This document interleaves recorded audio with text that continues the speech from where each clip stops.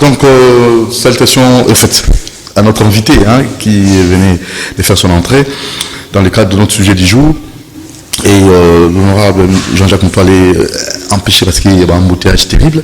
Et voilà même notre invité du jour. On va d'abord vous saluer. Bon, embouteillage Makassi, monsieur Edmond Kisolokele. Bonjour d'abord. Oui, embouteillage Makassi Minki. Ah. Kolo et comme moi été. Alors, sujet du jour, c'est la dernière rubrique. C'est parti.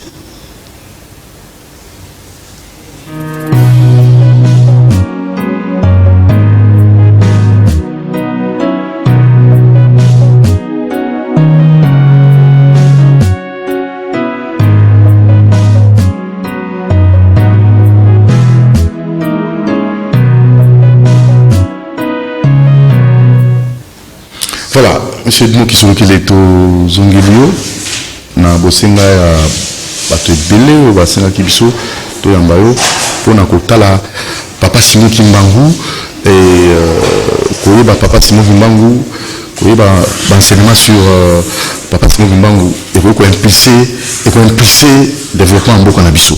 Alors tout ça qui est ici quand on a et tout le monde tout le gars qui tourne ko insister pour na bato na ko s'imprégner dans les Cambouango. Alors on a habité avant tout banda, tu m'as dit dans l'ambiance, on a mon koto. Ndenge le sambo et salimaka. Lui ils allaient mayangani, le sambo, ils allaient mayangani tout le sambo. Kaka le sambo. Le sambo. Alors si vous voulez voir l'ambiance de mon koto.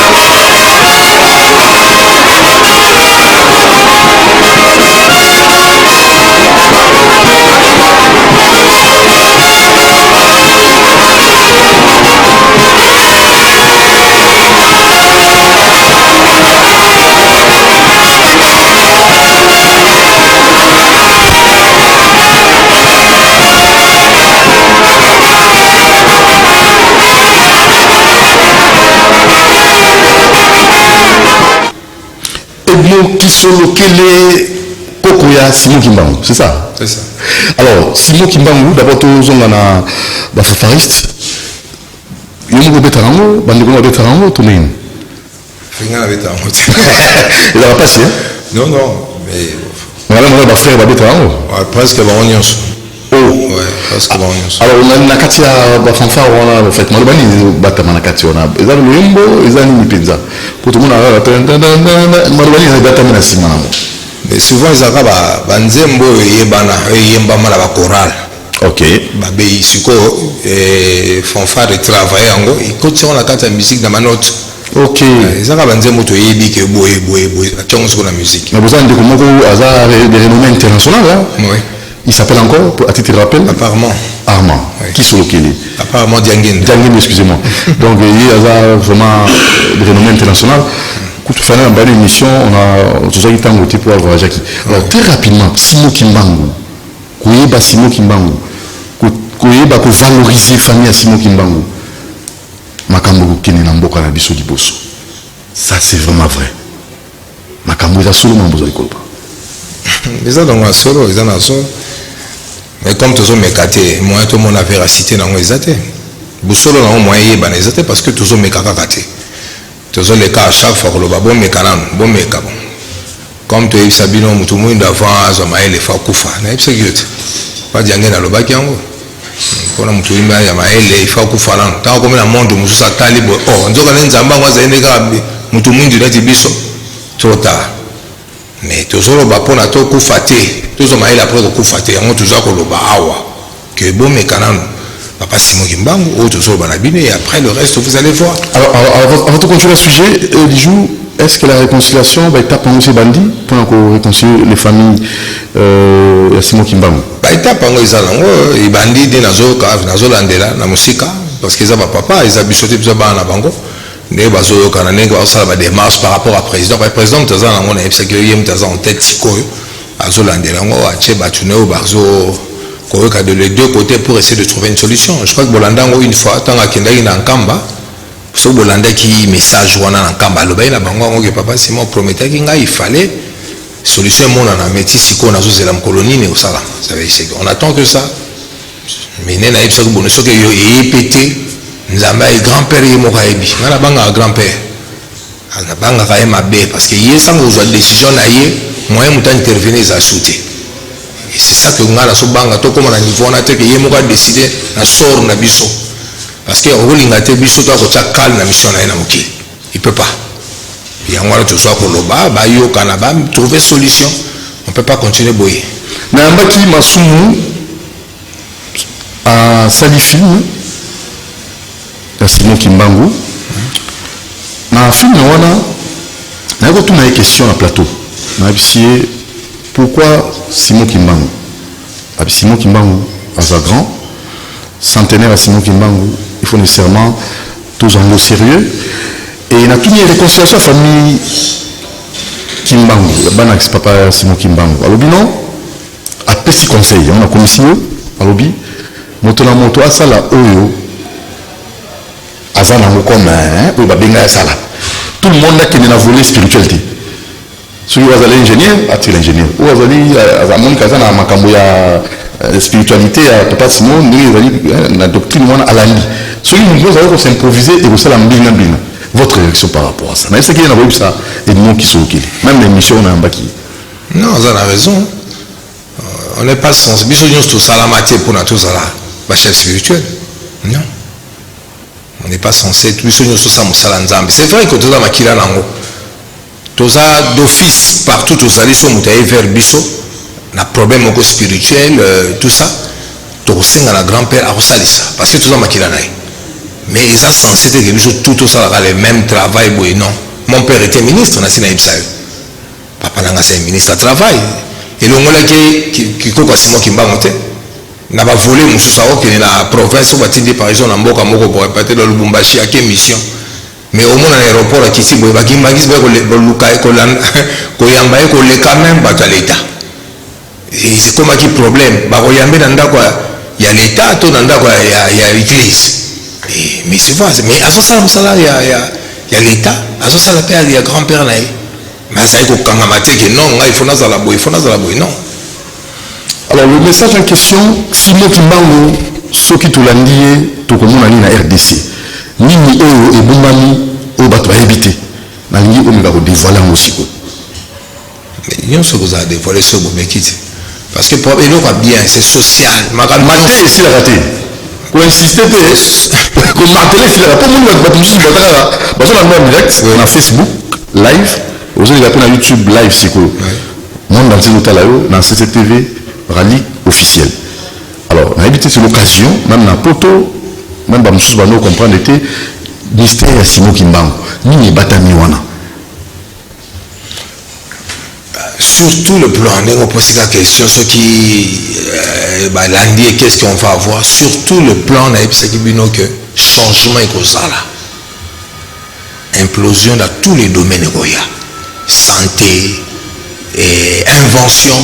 Tu peux inventer Babylone belé création cause techniquement modernisme et qu'il y a dans domaine nyons c'est tout se retrouver c'est pas passer toujours les là auto que na ba poto pour nos vie maman nyons et aussi là tous ça sur la poste que les pototés ça veut dire poto peut-être pour le bêta tout autant la poto les années mais c'est exaction est il loté OK na ngola pour la vie et tu peux trouver même l'Afrique et ça que tout est poto tout comme même au tout cas na ngola moi que vie bongi so comme na ngola osora ke brasa na bongi et comme il a niveau. C'est le Congolais partout il se retrouve à commis Moutupamba parce qu'il y a des places à outils. À la galère. Si ne se retrouve pas, d'où partout au Kenya, au parce qu'il y a un passeport, au passeport congolais, au parce qu'il y a identité c'est pour ça que je dis que parce qu'il y a absence en Zambie sous Salama. Tu sais, c'était qui tu sais, et on se compte au Tchéi et Bosso. Moi, toujours déjà trop, ça fatigue un peu. Mais le problème, c'est que toujours parce que, comme vous insistez, papa et Aka, on le sort au Loba, n'a soit Kolinga, puis nous tous se retrouver. La vie, tout ça, toujours la bande, on a besoin. D'abord, c'est que tu dis, dans ce beau série, vous avez le papier, mon azé, la statistique, il y a Mangombe, il y a Baturo, va se souffrir, va sommeil, les statistiques sont élevées, dans les moments impossible. Et je voulais emmener ça pour nous décrire, dans la Sabino, dans niveau de les morts par semaine, par jour, ce qu'on l'a dit en Oléo, au Congo, pose la question, tu peux même aller faire une émission, tu vas dans ma main. Pense à ça, tu vas dans la mort. Poser statistiques à semaine, de lundi à samedi. Hein? Il y a eu combien de morts, ou à dimanche, combien de morts? Pour la Covid, non, en dehors de la Covid. En dehors de la Covid, tu vas beaucoup avant un Covid. Tu as beaucoup fait belé. Moi, je suis resté en Europe. La mort n'est pas naturelle. Non, non. Et ça, naturalité, la sens d'une. Et vous, c'est naturel parce que belé, aux malaria. Mais malaria, en gros, sauf que tu n'as pas un franc pour le soigner. Ça fait quoi? Ça te tue. Parce que tu n'as pas de moyens. Mais si faut prendre ça, tu as bunda. Les lots dans l'hôpital, tout ça, moi, dernièrement, une jeune fille, qui m'a dit que Koufi. Pourquoi? Il a tout qu'est-ce qui s'est passé? Non, moi, ils aimaient bien, normal. Na pas qu'à partir de 22 heures, malaise, dans l'hôpital à Simaboé, dans le quartier, dans la ville, on a sauté. Papa, moi, on a battu à Koufi. Ils n'ont même pas de tout, ni salle à réanimation, il y a d'autres cas où on s'appelle malaise, il peut se mettre dans l'hôpital solo. Pareil, oxygène, bani, babundi, bazongi. C'est pas moi, ils arrivent tant à mort. Non, tant à mort, parce que c'est la souffrance. Il y a une misère des gens, niveau incroyable dans la RDC. Tout dans le monde, c'est trop banal comme la RDC. Pourquoi? Parce que vous avez plus Dieu avec vous. Mais quand vous le négligez, lui fait la même chose. Il vous tourne le dos. Il y a un jour qui est tout ça. Les ouais comme le repamba. Et papa Djamila nous l'avait dit. À l'époque, et vous avez besoin de matanga. Aussi si matanga papa Djamila avait prophétisé ça qu'il y aura des morts dans ce pays. Mais comment arrêter ça? On va arrêter ça. Parce que, pardon, nous ne pas en Covid, tu as suivi en Italie. Les gens sont allés pleurer. La population de la phase à l'Ibosso.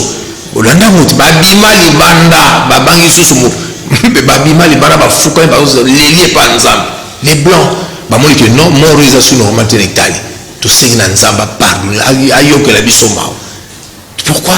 Mundela la cible que non Mundela même sur Boudaraï mais tant que on kufa mutani nga kufa te tant que on kufa il y a un problème il faut toujours que pas nzambe pour pourquoi toujours kufa boy et biso to yebi le pourquoi parce que passer belé makapona ni nzamba pesi biso mko donc ne faire rien to lingite donc ne faire rien to lingite on a pourquoi ba bino pourquoi mais bon mais kabiso to ba to ka on a ba église belé ba yembaka on s'appelle les gens qui font des choses. D'accord, on va bien faire. C'est comme ça, on va faire. C'est comme ça, on va bien faire.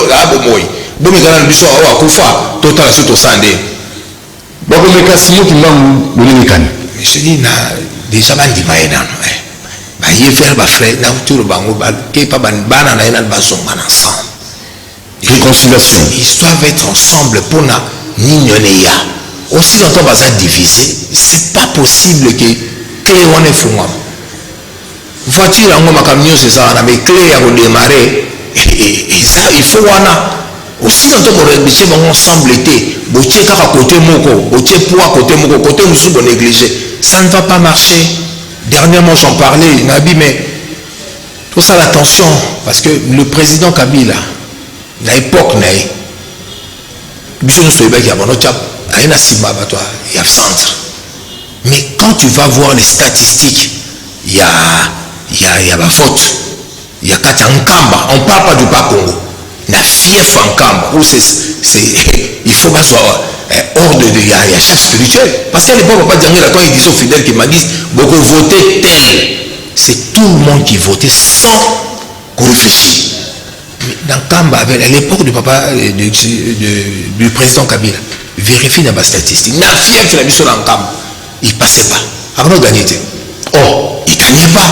Entre temps, il allait en Kamba, il dormait là-bas. Pourquoi? Mais comme la division, les Bakongo, ce sont des hypocrites. Oh, ils sont hypocrites? Ils sont des hypocrites. Ils vous utilisent. Aïe, le Binelo Kabia, il PC Mongo. Au PC tout ce que tu veux. Tu comprends? Au PC tout ce que tu veux. Nassima, qu'est-ce qu'il fait? Tant qu'au Balouki a fingé. Parce que le problème là-bas, les Bakongo, la famille, c'est moi qui m'en ai tiré au Moussous. Quand ils ne sont pas ensemble, les Bakongo, ils sont compliqués.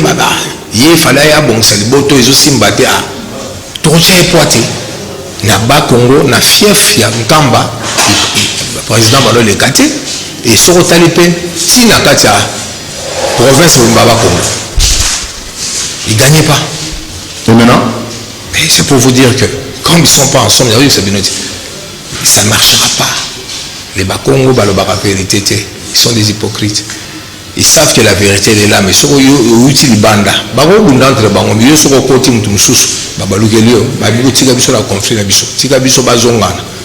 mais quand vous ne voulez pas le faire, vous êtes parti, il faut tous aller ensemble. Ensemble pour imploser. Voilà, alors, Nanyakina Pesao, n'habité Mokulano, les gars qui posent un numéro de téléphone. Oui. Ou Mekao Pesao pour cette. Pour donc, il a resté 4e fois pour la bateau balandi émission s'agissant de la réconciliation de la famille, ceux qui appellent et que Salema, Mokulano a bien dit. Il a bien répété. Non. Non. Personne ne croit à Simon Kimbangu. Je sais pas, je crois, peut-être, je sais pas. S'ils ont une parce que la Simanayo, na fond, aux ana Kimpa Vita, Simon Kimbangu, Kassavou, na fond, on a la télévision. Ouais. Ils sont là. Mais, ça a un numéro, on ne sait jamais. 082 370 86 35. Bandela 082 370 86 35. Alors, quel message on peut passer à politicien congolais et la population pour nous soutenir? Message nous en d'ailleurs, la Liboso peut-être dans un temps qu'on l'a battu dans la dernière émission d'Abisso qui m'a présenté ma meilleure vœu, bonne année na bango, que année vraiment tout ça l'effort, tout est qui est qui dans mon kilio. Zamba bongisa qui va politicien va réussir, c'est mission bazo sala au Kangama, il y a ça les locaux qui tournent pour peuple parce que on peut pas se bunda on n'a pas de solution malgré que solution c'est peut-être c'est peut-être bangoté ou bien basal sur nangoté mais bon tu peux c'est bonne chance que ça aille mieux avec la idée basal en goba quand ça va tout boyer pour basal les locaux bien c'est ça et l'autre pour c'est bonne chance pour un année vraiment va se la base un changement quand on a vu à battre les sila na muke kokufa kita la statistique va mourir c'est ça qui t'appenda va gérer beaucoup na bango bien beaucoup pas si bon va gérer bien c'est ce qu'on peut leur demander mais na bien baxelo au monde on va dire est-ce que ba ba soki te ba bina bango moi bina bango qui si mo mais peut-être le problème il y a voilà bazo banga peut-être so ba cheli boso qui déranger ba kamsusu parce que le simple fait autant à commoner les choses en mutabienté Beto, ils ont bien dit. Oh, autant on a le mieux. Autant à comment on a eu. Les Américains va sauter un comment on a eu. On a de la Bible. C'est autant comment on a eu la blague. À Satana, ils ont bien dit. C'est peut-être ça aussi. Ils se disent que ça va tuer les bossos. On va commencer au bébé. Bien dit. Merci monsieur Edmond qui sont localisés. N'andeng était à Moutage et Déranjaki, mais au premier biseau prochainement. Oui, pas de problème. Voilà, ça n'est fini avec Jenny Congo. Toyambi pour nabino Edmond qui sont localisés. Wazali Bongo. Moko Koko ya Simon Kimbangu. Alors, Bomeka Simon Kimbangu, développement Congo et Salema. Concernant Jean-Jacques Moutoualé, autre souhaité bon anniversaire, vous avez un petit la caméra, Jean-Jacques Moutoualé, anniversaire de Lélo, bon anniversaire à Jean-Jacques Moutoualé, tout ça dans l'émission, embouteillage pays et tout ici, tout ça dans l'émission Grand H, pour accompagner 4 ans d'émission ici, bouchon terrible, donc toujours enregistré dans l'émission Grand H, au Golega Lobby vendredi, dans 22h, rediffusion samedi, dans 9h, Jean-Jacques Moutoualé, bon anniversaire honorable, Jean-Jacques Moutoualé. Moi, le bon côté, voilà. Voilà, Azana Bissou, à côté de Penza, là, moi, problème, il y a un bouteille, c'est tout ici. Merci beaucoup. Vous avez lobby dans 22h, dans Grand H avec Doudou Montiri. Merci. Ciao. Merci l'équipe technique. À demain, à 17h.